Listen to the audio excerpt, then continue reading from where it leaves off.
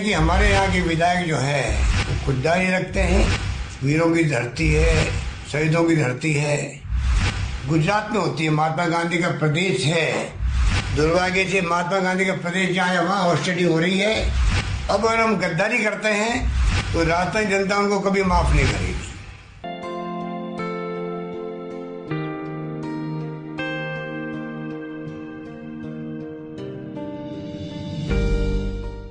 खाकी और खादी दोनों एक दूसरे के लिए कितने समर्पित हैं, इसके दो बड़े उदाहरण इन दिनों देखने को मिले हैं। उत्तर प्रदेश की कानपुर पुलिस ने तो गाड़ी पलटाकर सरकार ही पलटने से बचा लिया, और इधर राजस्थान में राजस्थान की पुलिस ने तस्करी के मामले की टेपिंग करते करते विधायकों की तस्करी के मामले को उजागर कर दिया। सियासत में एक चेहरे पर कितने चेहरे होते हैं, इसी अफसाने की हकीकत को तलाशने की कोशिश करेंगे मेरे यानी कविता नरूका के साथ। नमस्कार, आप देख रहे हैं फोकस भारत। 10 जुलाई को देश के दो बड़े राज्यों उत्तर प्रदेश और राजस्थान में दो ऐसी घटनाएं घटी जो हमेशा याद रखी जाएंगी। उत्तर प्रदेश की कानपुर पुलिस ने विकास दुबे का एनकाउंटर किया तो राजस्थान में पुलिस ने अशोक गहलोत की सरकार गिराने की साजिशों को नाकाम कर दिया। हालांकि यह भी सच है कि विकास दुबे के एनकाउंटर की घटना और अशोक गहलोत के सरकार गिराने की साजिश की एफआईआर दोनों ही मनोहर कहानियों से कम नहीं लगती। मगर जो पुलिस रात दिन हमारी सुरक्षा में तैनात रहती है, उस पर सवाल उठाकर हम उसका मनोबल तो नहीं गिरा रहे हैं। विकास दुबे के एनकाउंटर की कहानी तो टीवी चैनलों से बेहतर सोशल मीडिया पर अच्छी तरह से बताई जा रही है कि आखिर कैसे गाड़ी पलटी और विकास दुबे मारा गया। मगर आज हम राजस्थान पुलिस की भी पीठ थपथपाएंगे कि आखिर कैसे राजस्थान की पुलिस ने सरकार को पलटने से बचा लिया। राजस्थान के एसओजी के दावों में कितना दम है, उसने विधायकों की हॉर्स ट्रेडिंग का पता सूत्रों यानी कि तस्करी के शक में फोन टेप करते हुए लगाया, जबकि मुख्यमंत्री अशोक गहलोत 11 जून को ही इसी तरह का शक जाहिर कर चुके हैं। तो मसलन सियासत की इस दाल में एसओजी का कुछ तो काला है। सबसे पहले हम आपको राजस्थान पुलिस के महत्वपूर्ण अंग स्पेशल ऑपरेशन ग्रुप यानी एसओजी की एफआईआर का मजमून बताते हैं।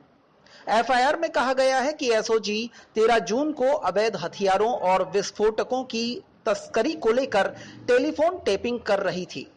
उस दौरान एक मोबाइल नंबर 9929229909 की कॉल रिकॉर्ड होने लगी। रिकॉर्डिंग सुनने पर पता लगा कि प्रदेश की अशोक गहलोत सरकार को गिराने की साजिश रची जा रही है। एफआईआर के मुताबिक जो बातचीत हो रही थी उसमें कहा जा रहा था कि मुख्यमंत्री और उप मुख्यमंत्री के बीच झगड़ा चल रहा है, ऐसे में निर्दलियों को तोड़कर सरकार गिराई जाए। रिकॉर्डिंग में कुशलगढ़ विधायक रमीला खड़िया को पैसे का लालच देकर अपने पाले में लाने की कोशिश का भी जिक्र था। एफआईआर में कांग्रेस विधायक महेंद्रजीत मालवीय का भी जिक्र था। उनके लिए टेप में कहा गया कि ये पहले डिप्टी सीएम के पाले में थे, लेकिन अब उन्होंने पाला बदल लिया है। कांग्रेस विधायकों और निर्दलीय विधायकों को 20 से 25 करोड़ रुपए देने के प्रलोभन की भी बातें सामने आ रही हैं। रिकॉर्डिंग में सरकार गिराकर नया सीएम बनाने, बीजेपी का सीएम बनाने का दावा, डिप्टी सीएम के सीएम बनने की मंशा का भी जिक्र किया गया है। बातचीत में कहा जा रहा है कि बड़े राजनीतिक फैसले दिल्ली में होंगे और 30 जून के बाद घटनाक्रम बदलेगा।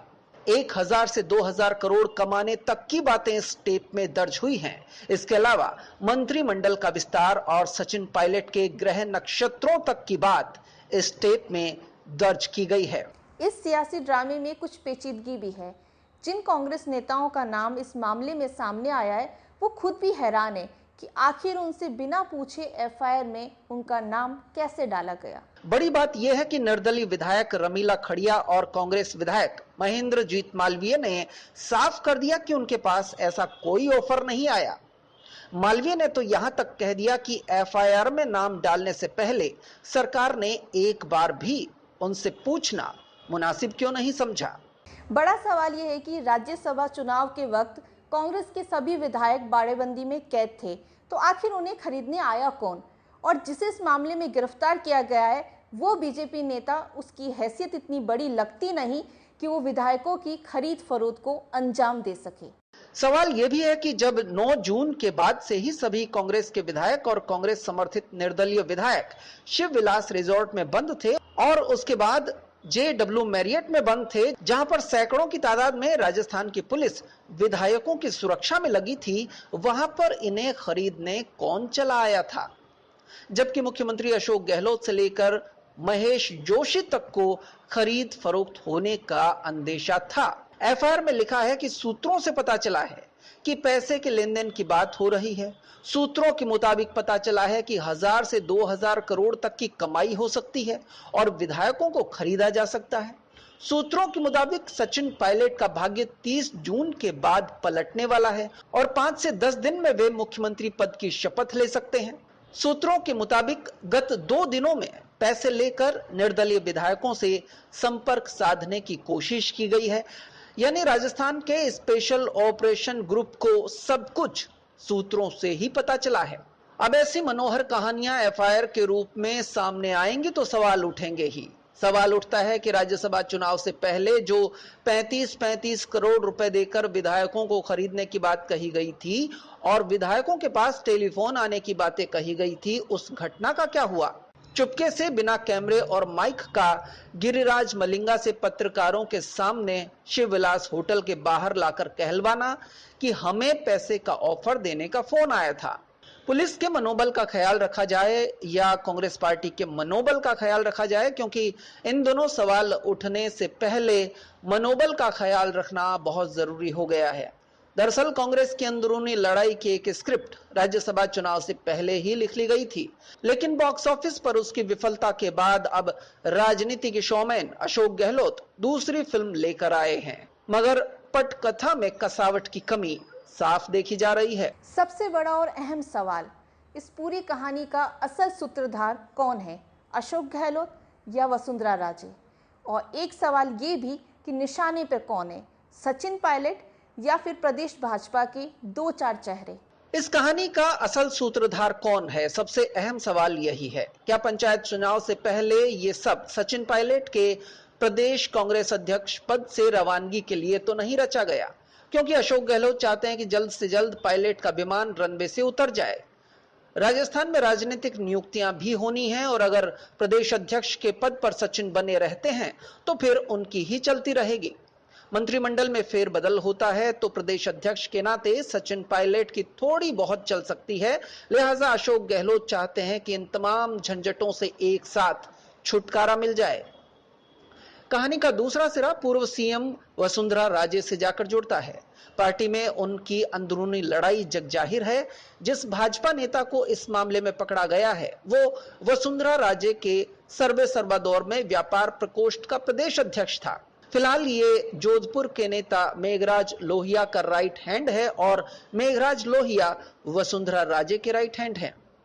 इस पूरे मामले की जांच कर रहे स्पेशल ऑपरेशन ग्रुप के एडीजी अशोक राठौड़ वसुंधरा राजे के बेहद करीबी माने जाते हैं और इतने करीबी रहे हैं कि जोधपुर में 5 साल तक कमिश्नर रहे हैं। चर्चा है कि इस दौरान वसुंधरा राजे और अशोक गहलोत के बीच अच्छी पट रही है। तो क्या बीजेपी के कंधे पर बंदूक रखकर गहलोत सरकार ने सचिन पायलट पर निशाना साधा है? खैर, जो भी हो, राज्य सरकार को इस मामले में जल्द दूध का दूध और पानी का पानी करना चाहिए। इतना कुछ खाने के बाद अगर ना तो उसे निगलते बने और ना ही उगलते बने तो लोग सवाल उठाएंगे ही। तो सियासत के एक चेहरे पर कितने चेहरे होते हैं, इस बात का आप अंदाजा भी नहीं लगा सकते। फेस एंड मास्क में हमारी कोशिश रहेगी कि खबर के फेस पर मास्क हटाकर हम उसे सच्चाई और ईमानदारी के साथ प्रस्तुत कर सके।